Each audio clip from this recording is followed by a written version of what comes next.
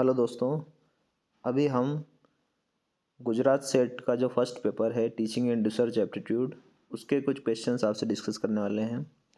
पहला क्वेश्चन हमारे सामने है, index of mental abilities known as, मानसिक योग्यताओं को मापने का पैमाना क्या है। पहला ऑप्शन है EQ, दूसरा ऑप्शन है IQ, तीसरा ऑप्शन है MQ और चौथा ऑप्शन है SQ।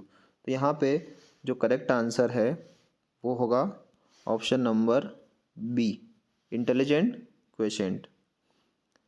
ठीक है, IQ।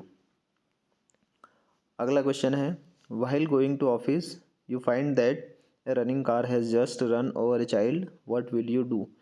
इसका मतलब ये है कि आप ऑफिस जा रहे हैं और आप देखते हैं कि आपके सामने कोई कार जो है वो एक बच्चे के ऊपर चढ़ के निकल जाती है, उसको दुर्घटनाग्रस्त कर देती है, तो आप क्या करेंगे। तो यहाँ पे हमारे सामने ऑप्शंस है। पहला ऑप्शन है hire a taxi and try to follow the car, दूसरा ऑप्शन है inform the nearest police station about the accident, तीसरा ऑप्शन है render first aid to injured child और चौथा ऑप्शन है search the pockets of injured to find out his home address. इस प्रकार के जो प्रश्न होते हैं, जो क्वेश्चंस होते हैं, उसमें हमारी साइकोलॉजी को टेस्ट किया जाता है। तो यहाँ पे जो आंसर होगा वो होगा ऑप्शन नंबर थर्ड, जो कि है render first aid to injured child. सबसे पहले हम वो जो बच्चा है जो दुर्घटनाग्रस्त है उसको फर्स्ट एड प्रोवाइड करेंगे या फिर हम उसको हॉस्पिटल पहुंचाने की कोशिश करेंगे। चलिए अगला क्वेश्चन है, which is the unconventional source of energy. इनमें से कौन सा ऊर्जा का गैर परंपरागत स्रोत है। पहला ऑप्शन है वुड, दूसरा ऑप्शन है कोल, तीसरा ऑप्शन है मिनरल ऑयल और चौथा ऑप्शन है टिडल एनर्जी। ठीक है, तो हमारा जो ऑप्शन है, जो आंसर है वो होगा टाइडल एनर्जी, पवन ऊर्जा, ऑप्शन नंबर फोर्थ। चलिए अगला क्वेश्चन देखते हैं। अब ये जो क्वेश्चन है ये थोड़ा सा मैथ्स से रिलेटेड है। हमारे पास में एक सीरीज़ दी हुई है हमको 1, 3, 4, 8, 16।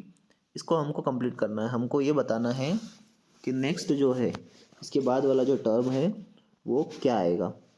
तो इसको सॉल्व करने के लिए हमको थोड़ा लॉजिक लगाना पड़ेगा। ये जो सीरीज़ है इसके जो नंबर्स हैं उसमें रिलेशन को देखना पड़ेगा। जैसे लिखा हुआ है 1, 3, 4, 8 और 16।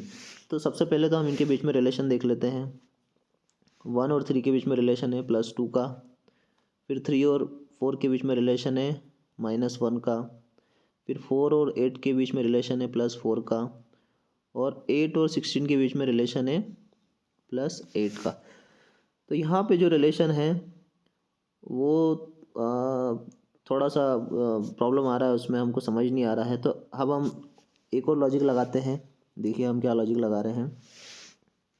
इसमें हम लॉजिक लगाते हैं, जैसे पेयर्स बना लेते हैं। 1, 3 का पेयर बना लिया, फिर 4, 8 का पेयर बना लिया, है ना। इसमें हम देखते हैं 1 और 3 जो है इसके बीच में रिलेशन है +2 का, 4 और 8 के बीच में रिलेशन है +4 का।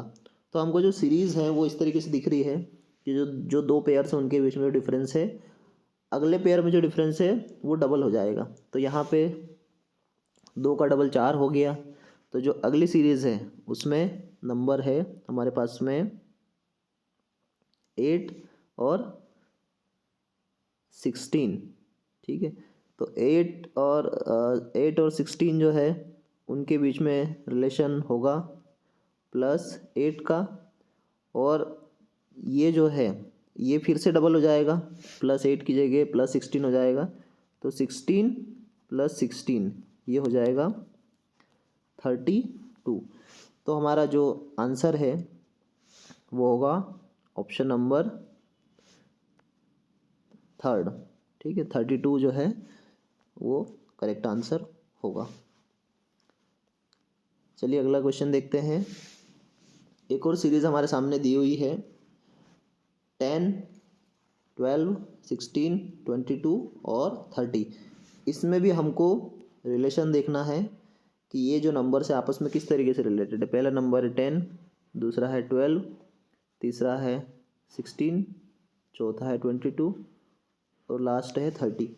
तो हम रिलेशन देख लेते हैं 10 और 12 में क्या रिलेशन है, +2 का, यहाँ पे फिर +4, यहाँ पे फिर +6 और 20 से लेके 30 तक +8। तो हम देख रहे हैं यहाँ पे दो दो का डिफरेंस आ रहा है। तो नेक्स्ट नंबर जो होगा वो +10 हो जाएगा। तो 30 में हम +10 ऐड कर देते हैं, 10 को ऐड कर देते हैं। तो हमारा जो आंसर है वो होगा ऑप्शन नंबर ए 40।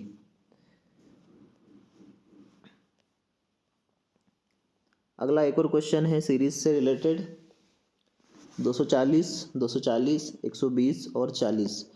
अगला नंबर क्या होगा? यहाँ पे भी हमको थोड़ा सा रिलेशन देखना पड़ेगा। यहाँ पे हम देखते हैं कि जो हमारे पास नंबर्स हैं यहाँ पे रिपीट हो रहे हैं, 240 और फिर 240, उसके बाद फिर 120 और फिर 40।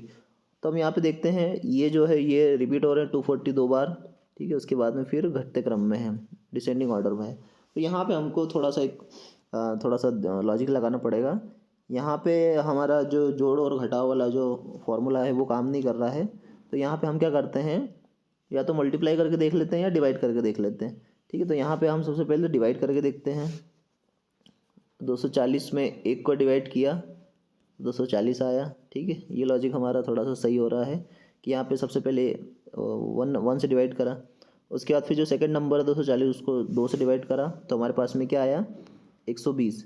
फिर 120 को 3 से डिवाइड करा तो हमारे पास में 40 आया, ठीक है। तो ये लॉजिक सही है, इसमें हमको डिवाइड करना है और जैसे 1 से स्टार्ट किया था तो +1 करते करते डिवाइड करना है। फर्स्ट वाला जो नंबर है इसको हमने 1 से डिवाइड किया था, फिर सेकंड वाले नंबर को 2 से डिवाइड करा, थर्ड वाले नंबर को 3 से डिवाइड करा और उसी तरीके से फोर्थ वाला लॉजिक हमारा बनता है कि हम इसको 4 से डिवाइड करेंगे। तो 4 से डिवाइड करने पे हमारे सामने आता है ऑप्शन नंबर सी, 10 जो है 1 हमारा आंसर होगा, ठीक है।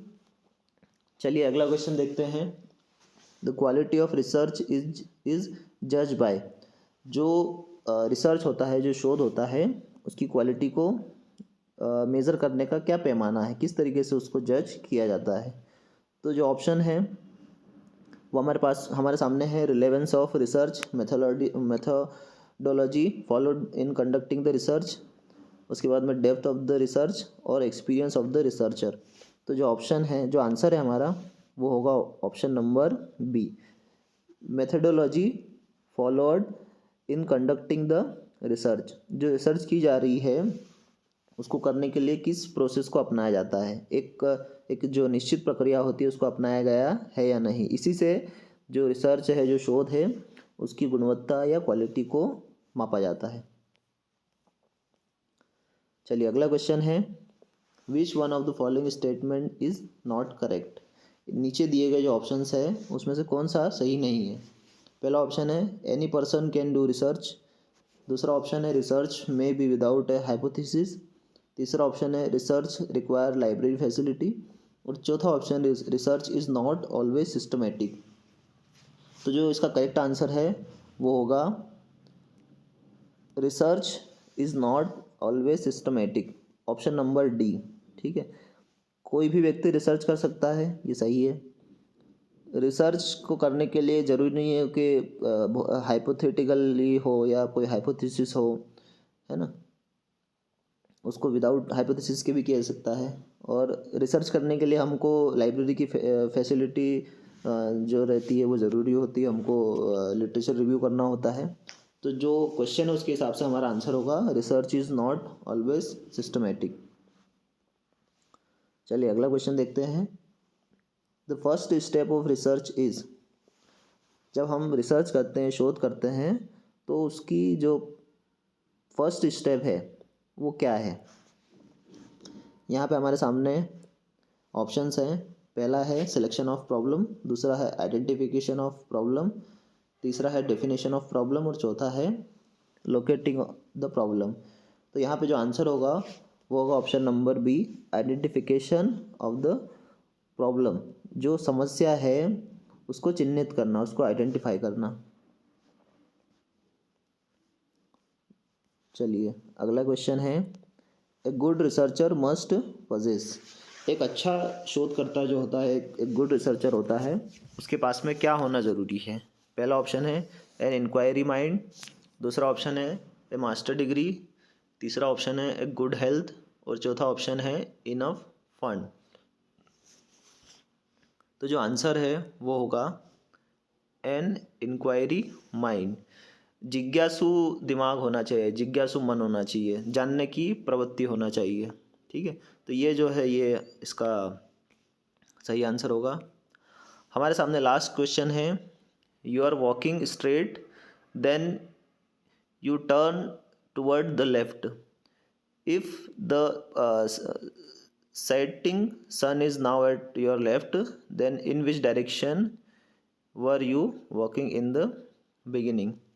इसका मतलब ये है कि आप स्ट्रेट लाइन में वॉक कर रहे हैं और उसके बाद में आप लेफ़्ट में टर्न हो जाते हैं। ठीक है, आप देखते हैं कि आपके जो लेफ़्ट साइड है वहाँ पे जो सूरज है वो सेट हो रहा है। ठीक है, तो आप कौन सी डायरेक्शन में चलेंगे? तो इसका जो आंसर होगा वो होगा, इस तरीके से हम निकाल सकते हैं, जैसे कि हम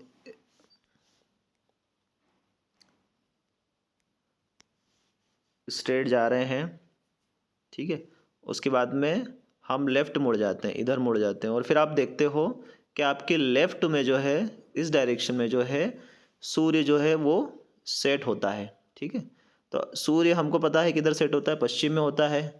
तो आप इनिशियली किस डायरेक्शन में जा रहे होते हो? ईस्ट में। ठीक है, तो इसका जो आंसर होगा वो होगा ऑप्शन नंबर ए, ईस्ट।